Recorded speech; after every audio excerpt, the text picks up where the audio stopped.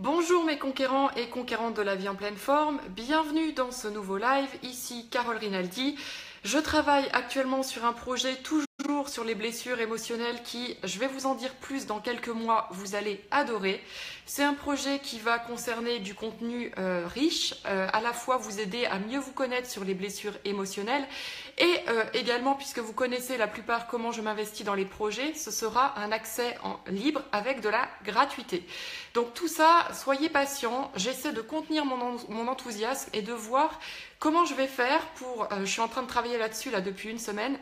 Je suis en train de structurer tout ça et dès que ce sera prêt d'ici quelques mois, vous allez recevoir les liens, vous allez juste adorer. Je me contiens parce que je peux vous dire que je suis super enthousiaste et que j'ai envie de tout vous dire maintenant, mais un petit peu de patience. Donc, dans ce live aujourd'hui, eh bien, on est reparti sur la blessure émotionnelle d'abandon. Je vais vous parler d'auto-sabotage. Oui, l'auto-sabotage qui est une thématique très à la mode et qui me paraît pourtant très simple et assez logique. C'est quand par toi-même en fait, tu sabotes ton quotidien et tout ce dont tu as le plus peur, tu finis par te l'attirer. Alors dans cette vidéo, je vais vous partager 3 choses parce qu'on pourrait en parler longuement sur la blessure émotionnelle d'abandon. Je vais vous parler de 3 formes inconsciemment que la blessure émotionnelle d'abandon utilise et qui fait que malgré toute l'énergie qu'elle met à ne pas être abandonnée, eh bien c'est finalement ce qu'elle attire dans son quotidien. Alors la première chose, c'est que je vous parle souvent de cette personnalité qui, selon le livre de Lise Bourbeau, est la personnalité du dépendant.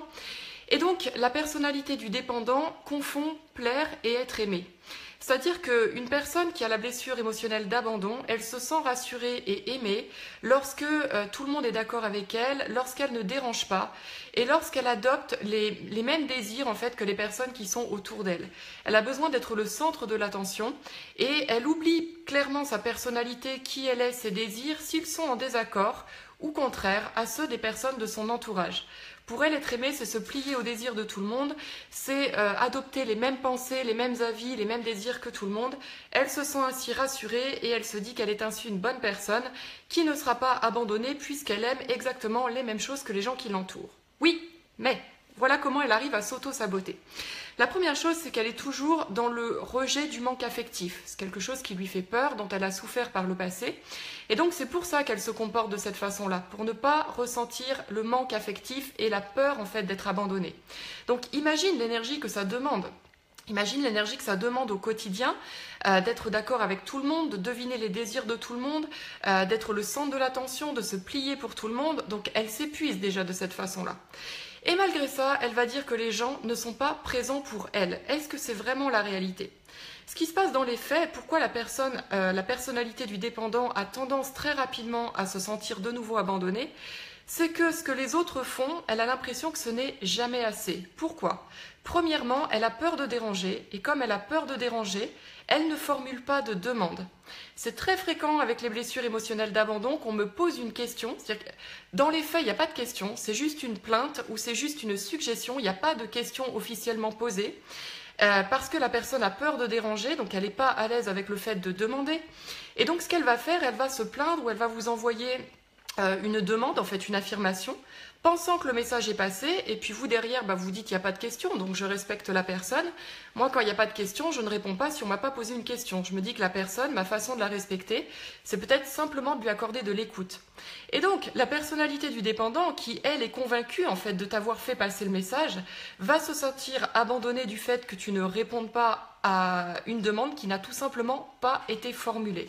Donc ça, c'est une première façon qu'elle a de se sentir abandonnée, malgré le fait qu'elle a l'impression de tout faire et de se plaindre et de te communiquer ce qui pourrait l'aider. Eh bien, en réalité, non. Elle s'exprime d'une façon par peur de déranger qui fait que l'autre ne devine pas systématiquement ses demandes. Ça, c'est une première chose. La deuxième, c'est que comme je vous l'ai partagé, la personne concernée par la blessure émotionnelle d'abandon a besoin d'être le centre de l'attention. C'est comme ça qu'elle se sent rassurée et donc quand elle est ce centre de l'attention, elle se sent globalement bien. Et dès l'instant où elle perd le contrôle sur la vie des autres, le regard des autres, eh bien elle se sent largement en insécurité. Et donc, ce qui est très intéressant à observer, c'est la façon dont elle s'y prend finalement. Elle attire souvent l'attention par les problèmes. Vous savez comme moi qu'un problème n'est un problème que parce qu'il porte ce nom-là. On peut voir, si on reste neutre par rapport à un problème, on peut y voir effectivement des choses désagréables sur le moment, et on peut y voir aussi une opportunité d'évolution et de croissance.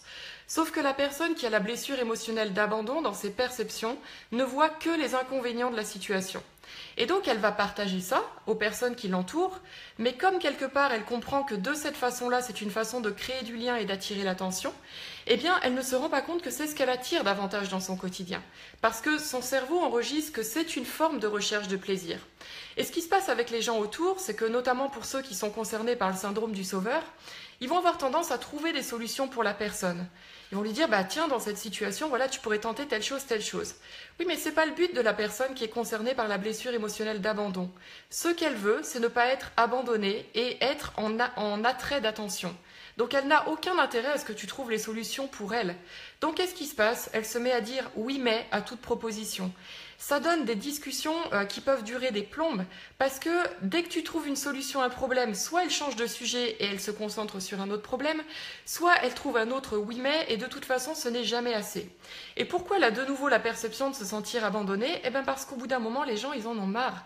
Les gens en ont marre, de toute façon ils savent que quand elle va exposer le problème, tu peux dire oui, enfin tu peux dire quoi. Quelle que soit ta réponse, elle aura de toute façon, comme si elle ne voulait pas s'en sortir, des oui mais ou une attitude qui fait qu'on a l'impression qu'elle se complaît dans le problème. Et ça, elle ne s'en aperçoit pas. Elle est dans cette dynamique parce qu'elle attire de cette façon l'attention et c'est une façon, sans s'en rendre compte, qui la place davantage, soi-disant, en sécurité. Et très rapidement, comme les gens se lassent, eh bien, elle se retrouve face à sa plus grande peur qui est d'être abandonnée. Et la troisième chose, si je l'ai encore en tête, celle que je voulais vous partager, par rapport à la peur de l'abandon, qu'est-ce que je voulais vous dire? Voilà, ce sont les joies du live, je me le suis noté. Oui, eh bien c'est la façon de s'auto-saboter également, c'est, je l'ai dit un petit peu implicitement dans cette vidéo, c'est qu'elle va attirer de plus en plus de problèmes. Elle va se dire qu'elle n'a pas d'abondance dans sa vie, qu'elle n'a pas de chance. Mais en fait, c'est pas la réalité. Elle a de la chance, elle a de la richesse, elle a des gens qui sont attentionnés pour elle. Le problème, c'est que ce n'est jamais assez parce que dans ses perceptions, elle ne verra pas toute l'aide qu'on lui apporte parce qu'elle a besoin des problèmes pour continuer à se faire paraître faible, à se faire, par rapport à la peur de l'abandon, si tu veux. Imagine que tu aies la peur d'être abandonné. Est-ce que tu vas passer ton temps à te montrer fort? Est-ce que tu vas passer ton temps à te montrer autonome? Non, tu vas faire tout l'inverse.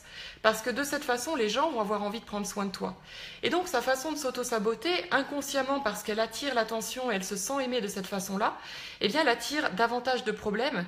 Elle attire davantage de gens qui vont l'abandonner parce que tout tourne autour de ces trois choses que je vous ai décrites. Le fait qu'elle envoie à l'univers le message que ce n'est jamais assez, elle perçoit partout autour d'elle le manque et la perte, donc elle focalise son attention là-dessus, et tout ce sur quoi tu focalises ton attention grandit. Donc plus elle focalise son attention sur le manque et sur la perte, plus c'est ce qu'elle voit dans son quotidien. Et c'est comme si dans sa vibration, elle attirait davantage ça à elle. Elle s'en nourrit d'autant plus pour attirer l'attention des gens avec ses problèmes. Les gens, au bout d'un moment, en ont ras-le-bol parce que déjà, au niveau de l'énergie, quelqu'un qui te partage tout le temps quelque part comme ça une vibration négative, c'est pas ce qu'il y a de plus agréable, même si elle ne s'en rend pas compte. Et puis en plus, quand tu essaies de trouver des solutions et qu'il y a toujours un oui mais et que ce n'est jamais assez, eh bien tout simplement les gens au bout d'un moment en ont marre. Donc voilà comment, j'espère que je vous ai amené à voir ce cercle vicieux en fait dans lequel elle se place toute seule. Et ce qui est très triste là-dedans, c'est que toute cette énergie qu'elle met finalement à ne pas être abandonnée, sa plus grande peur, c'est la peur de la solitude, la peur de l'abandon, bien elle va tout droit dans le mur en fonctionnant de cette façon-là. La seule façon de sortir de ça, c'est d'apprendre à être présent pour soi-même, apprendre à connaître tes désirs, apprendre à connaître qui tu es, et apprendre que te respecter et t'aimer, ça ne veut pas dire ne pas respecter les autres et ne pas les aimer.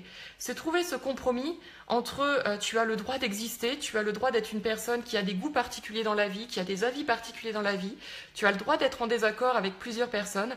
Ça ne veut pas dire que tu les aimes pas, ça veut juste dire que tu es un être humain et tu es unique et ça fait aussi ta beauté. Voilà ce que je voulais vous partager dans cette vidéo. Merci à tous de l'avoir suivi, je vous embrasse.